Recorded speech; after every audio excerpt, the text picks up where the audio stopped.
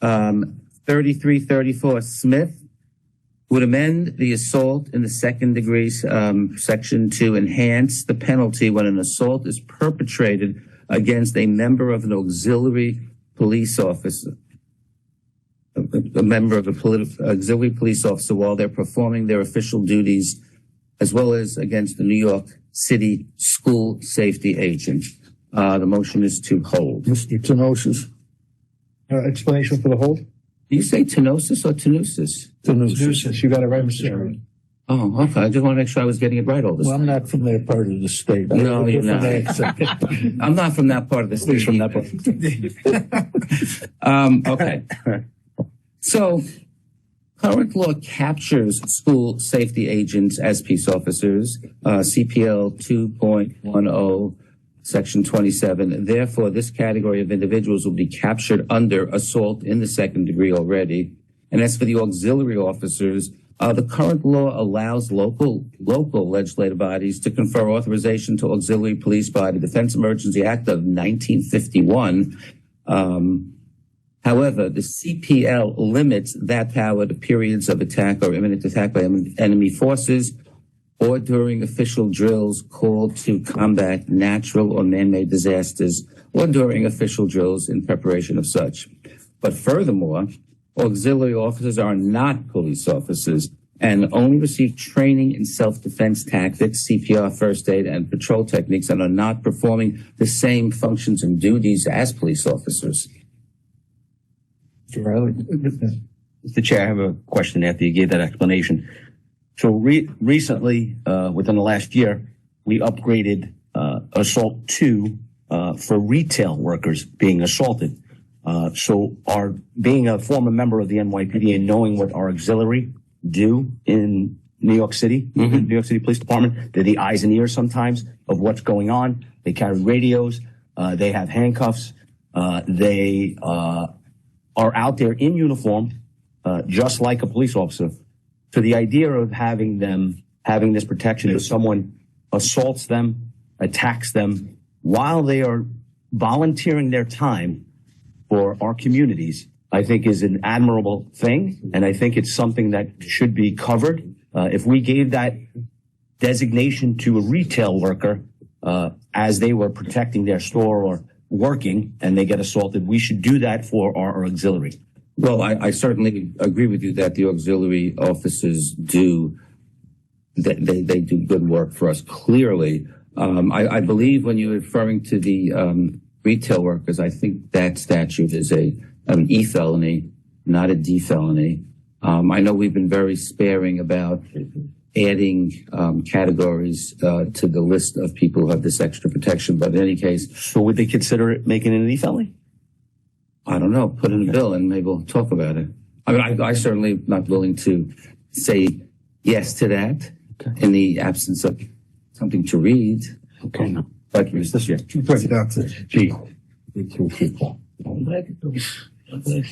Thank you, Mr. Chair. Anytime. The motion here is to hold. Negative votes? Minority against the hold. Okay, the bill's held. 4161 Reilly would amend the CPL to prohibit the removal of adolescent offenders from criminal court to family court if the adolescent offender has possession of a loaded firearm. Explanation, please. Issues relating to raise the age have been periodically discussed, maybe discussed in this current budget. I don't know. But concerns have been raised that adolescent offenders who are used as mules to transport weapons could face harsher penalties, even if they had no intent to use the weapon, and we're only moving it at the demand of an adult. And this could also result in adolescent offenders facing criminal record, even when they had no intent to use the weapon in their possession. Right. So one issue that I would like to raise is, according to Raise the Age standards now, the only time that a 16 and 17-year-old can be charged as in youth park criminal, where it wouldn't automatically go to family court, would be if they cause SBI, right? I'm sorry, say the last sentence. I just had to get rid of this. So the only way, there's three prongs, right, that a 16 and 17-year-old. Right. Could be, the case could move forward into youth part criminal, right? Otherwise, if it doesn't fit within these three prongs, it automatically goes to family court.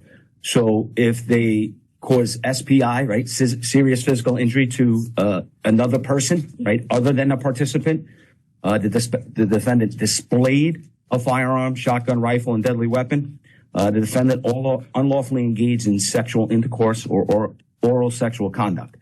So the piece that my legislation would address is for those members who are 16 and 17-year-old that possess a loaded firearm. And I specifically make a note the difference between possessing a loaded firearm and an unloaded firearm. So that basically the unloaded firearm would still be a determination referring it back to family court, right? To keep it in youth part criminal court, if the 16 and 17-year-old had a loaded firearm, that would be a clear delineation and be a fourth factor in determination, right? Mm-hmm. So the reason why I raised that issue is, we've created real legislation, right, to combat firearms throughout the state. In fact, the governor issued a executive order declaring a state of emergency in New York City for firearms, and not too long ago in the past. I'll give you one example of why this is important. In Brooklyn, there was a 16 and 17-year-old that was arrested 4 times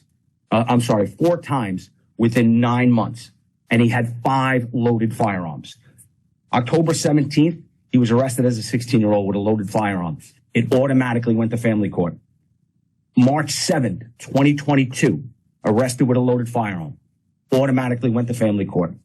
May 7th, 2022, they did a search warrant at his house and related to another crime. 2 firearms recovered, loaded, went to family court.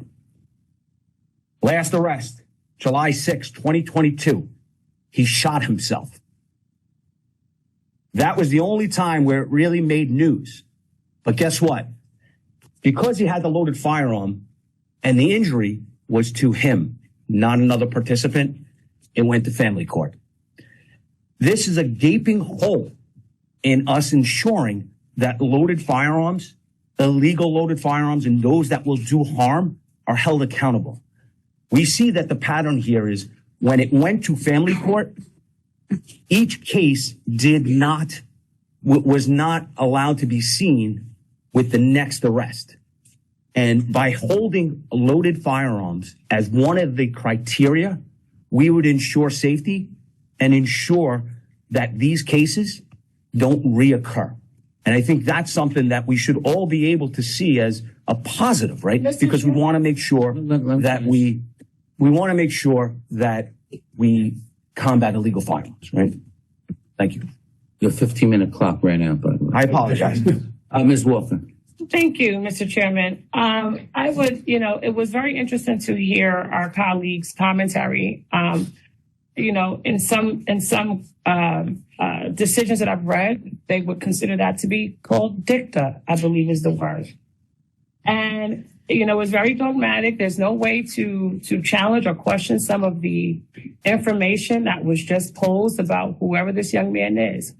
However, that all being said, deciding to bring a case in family court does not mean that a criminal case will not receive the level of adjudication that it deserves, even though it is those are alleged violations for crimes. It's just a matter of the jurisdiction, which we're having a conversation about, not bearing no judgment on the quality of the courts and lawyers and everyone else who's involved to be able to prosecute all of those cases to the fullest extent of the law. I, for one, have a facility in my district called Crossroads. It is a facility where most of the young people who are convicted of crimes or who are charged with crimes have to come through. There are no shortage of spaces within those particular areas. There's another one called Horizon in the Bronx. Again, these cases are being adjudicated. I believe that issues with respect to raise the age have already been asked and answered in this particular area. We know that some young people require a different level of acknowledgement of appreciation of risk, et cetera. And so I do not believe that this particular bill should move forward, Mr. Chairman. But I do support the motion to hold.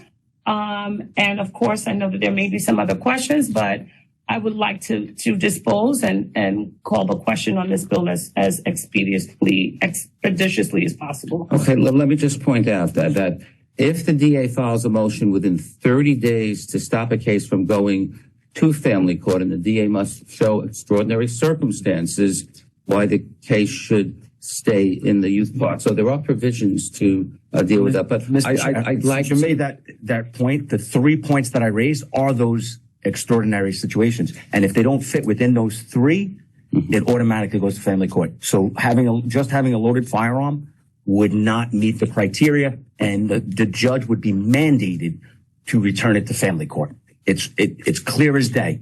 That's exactly how the law is written. It's either SPI to another person, the defendant displayed the firearm, or the defendant unlawfully engaged in sexual intercourse, oral sexual conduct, anal sexual conduct, or other sexual offenses. Those are the only 3 criteria that would allow a 16 and 17-year-old charged to stay in youth park criminal. Otherwise, any other crime automatically goes to family court. Okay, thank you, Mr. Reilly. Thank you. On the motion to hold, are there negative votes? Minority and the negative. Minority and the negative. So the bill is held. 4206, another Reilly bill, would amend the CPL to require courts, when imposing a securing order, to make individualized determinations as to whether a defendant poses a risk or threat of physical danger and poses a risk of flight to avoid prosecution. The motion is to hold. Mr. Reilly. Explanation, please. I think we debated and discussed this numerous times. Bail in New York has historically been based on the defendant's likelihood of returning to court, not dangerousness. And this proposal runs contrary to what we've traditionally done. So traditionally, have we ever passed any other legislation that would change how we did things in the past? Yes. Okay, thank you.